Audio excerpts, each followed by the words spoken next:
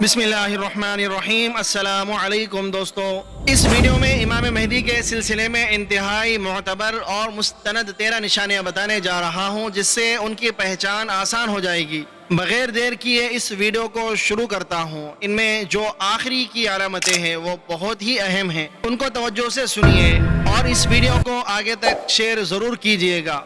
Number 1، امام مہدی کا ظہور بالکل آخر زمانے میں ہوگا، یعنی امام مہدی دنیا کے ختم ہونے سے بالکل آخر میں یعنی کچھ دن پہلے ظاہر ہوں گے۔ یہ امام مہدی کے آنے کی پہلی نشانی ہے۔ اس نشانی کو سن کر آپ کو سمجھ میں آ گیا ہوگا کہ اس سے پہلے جتنے لوگوں نے دعوے کیے ہیں مہدی ہونے کے، وہ دعوے جھوٹے ہیں۔ نمبر 2، امام مہدی کے ظہور کے وقت ہر طرف فتنہ فساد، خون خرابہ، ظلم و ستم اور زیادتیاں یہ سب پھیلا ہوا ہوگا۔ پوری دنیا ظلم و زیادتی کی آماجگاہ بن چکی ہوگی، اور ایسا محسوس ہوتا ہے کہ یہ دور شاید امام مہدی کے دور کے قرب کا دور ہے، کیونکہ ساری دنیا کے اندر اس طرح کی ظلم و زیادتیاں عام ہو چکی ہے، اور خاص کر مسلمان اس سلسلے میں نشانے پر ہیں۔ امام مہدی کے سلسلے کی تیسری نشانی یہ ہے کہ امام مہدی کا نام محمد رسول اللہ صلی اللہ علیہ وآلہ وسلم کے نام پر ہوگا۔ ان کے والد کے نام پر ان کے والد کا نام ہوگا، یعنی عبداللہ ہوگا، اور بعض روایت میں آیا ہے کہ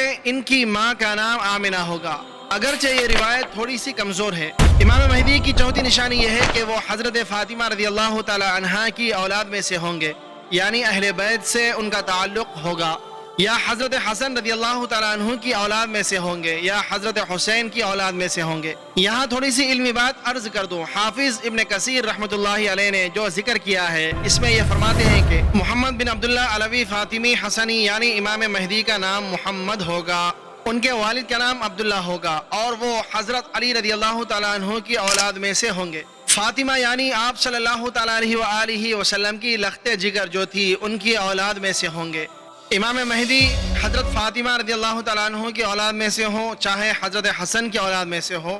یا چاہے حضرت حسین کی اولاد میں سے ہو، وہ بہرحال اہل بیت میں سے ہوں گے۔ نمبر 5، پانچویں نشانی امام مہدی کا ظہور حضرت عیسیٰ علیہ السلام کے ظہور سے پہلے ہوگا، اور حضرت عیسیٰ علیہ السلام ان کے اقتداء میں نماز ادا کریں گے۔ یہ بڑی اہم نشانی ہے۔ نمبر 6، چھٹی نشانی یہ ہے کہ بہت سے لوگ کہتے ہیں کہ ہم اس بات کو نہیں مانتے ہیں، حدیث کے اعتبار سے کچھ آگے پیچھے تعویل کرتے ہیں، تو اس کے سلسلے میں بھی ہم تشریح عرض کر دے رہے ہیں۔ وہ یہ ہے کہ اللہ تبارک و تعالیٰ امام مہدی کی اصلاح ایک رات میں فرما دیں گے، اللہ تبارک و تعالیٰ ایک دن میں ان کی اصلاح فرما دیں گے۔ اب اس حدیث کے دو معنی ہو سکتے ہیں۔ ایک معنی تو یہ ہے کہ اگر ان کے اندر کچھ کمیاں ہوں گی، کچھ عیوب ہوں گے، کچھ نقائص وغیرہ ہوں گے، تو اللہ تبارک و تعالیٰ اس کو ایک رات کے اندر ختم کر دیں گے، یعنی وہ بشری اور انسانی کمزوریاں جو انسان کی شخصیت کی تکمیل میں حائل ہوتی ہے، انسان کی شخصیت کو مکمل نہیں ہونے دیتی ہیں، اگر اس طرح کی کوئی کمی ان کے اندر ہوگی تو اللہ تبارک و تعالیٰ ایک رات میں اس کی اصلاح فرما دیں گے۔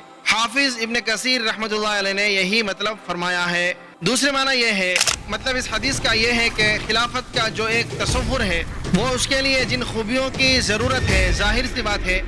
وہ پیدائشی تو نہیں ہوتی ہیں، بعد میں انسان محنت کر کے حاصل کرتا ہے۔ اللہ تبارک و تعالیٰ حضرت مہدی کے ساتھ احسان یہ فرمائیں گے کہ ایک ہی رات کے اندر ان کے اندر وہ تمام خوبیاں جمع کر دیں گے، اور پھر وہ قابل ہو جائیں گے دنیا بھر کی خلافت کو سنبھالنے کے لیے۔ یہ بہرحال ان کے سلسلے کی ایک نشانی تھی۔ 8ویں نشانی ان کے سلسلے کی یہ ہے کہ ان کا جو دور ہوگا، اس دور کے اندر خیر اور برکت بہت زیادہ ہوگی، بہت زیادہ ہوگی، یہاں تک کہ حدیث پاک کے اندر آیا ہے کہ وہ لوگوں کو لپ بھر بھر کے مال دیں گے، بھر بھر کے مال دیا جائے گا، اور لوگوں کو وہ عطا کریں گے۔ نمبر 9، ایک نشانی تو یہ ہے کہ امام مہدی جب ظاہر ہوں گے تو اس کے بعد یا تو 9 سال یا کم سے کم 5 سال، بعض روایت کے اعتبار سے 7 سال تک زندہ رہیں گے، یعنی حضرت امام مہدی کا جو دور ہوگا وہ 5 سال یا 7 سال یا 9 سال کا ہوگا۔ اور دیکھیے، یہ چونکہ پیشن گوئیاں ہیں، یہ آئندہ مستقبل کے لیے کہی گئی ہیں،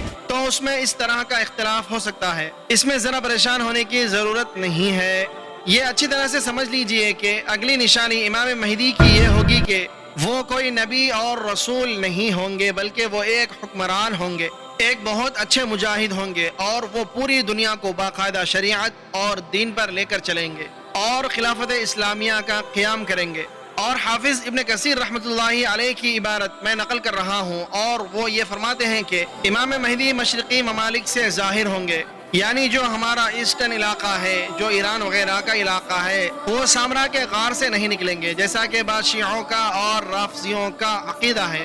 اہل مشرق یعنی ایسٹ والے لوگ ان کی مدد کریں گے اور ان کی حکومت قائم کریں گے، اور ان کے سیاہ جھنڈے ہوں گے، جیسا کہ نبی پاک صلی اللہ تعالیٰ علیہ وآلہ وسلم کا جھنڈا سیاہ تھا۔ یہاں میں وہ اشارہ کرنا نہیں بھولنا چاہتا ہوں جو اشارہ حدیث پاک کے اندر ہے کہ امام مہدی کی مدد ان لشکروں کے ذریعے سے ہوگی جن کے جھنڈے کالے ہوں گے، اور وہ خراسان کی طرف سے ظاہر ہوں گے۔ خراسان وہ علاقہ ہے جو آج کل ایران کے قریب ہے، یا کہ یہ ایران ہی کا ایک طرح کا علاقہ ہے، اور افغانستان کا علاقہ ہے، یہ سب خراسان کے اندر آتے ہیں۔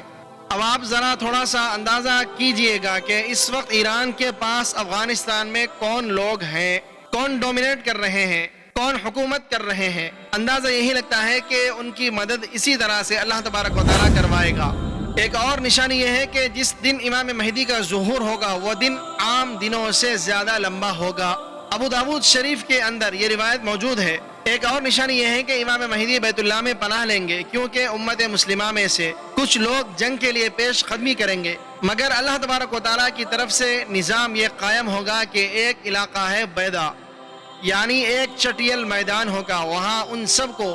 دھسا دیا جائے گا۔ جیسے ہی یہ بات لوگوں میں مشہور ہوگی کہ امام مہدی سے لڑنے کے لیے ایک لشکر آ رہا تھا، اس لشکر کو دھسا دیا گیا، تو اب گویا کہ ان کو عام قبولیت مل جائے گی۔ وہ نشانی جو لوگ پڑھ چکے ہوں گے وہ ظاہر ہو جائیں گی، اور پھر لوگ جوق در جوق، گروپس کے گروپس، لوگ بھر بھر کے امام مہدی علیہ السلام کے پاس آئیں گے اور ان سے بیعت کر لیں گے، اور ان کو امام مہدی تسلیم کر لیں گے۔ اسی طرح ایک سلسلے کی میں آخری نشانی عرض کروں گا، وہ یہ ہے کہ بیت اللہ اور اس کے ارد گرد میں جو لوگ جمع ہو جائیں گے وہ سارے کے سارے امام مہدی علیہ السلام سے بیعت کر لیں گے۔ یہ امام مہدی کے سلسلے کی نشانیاں ہیں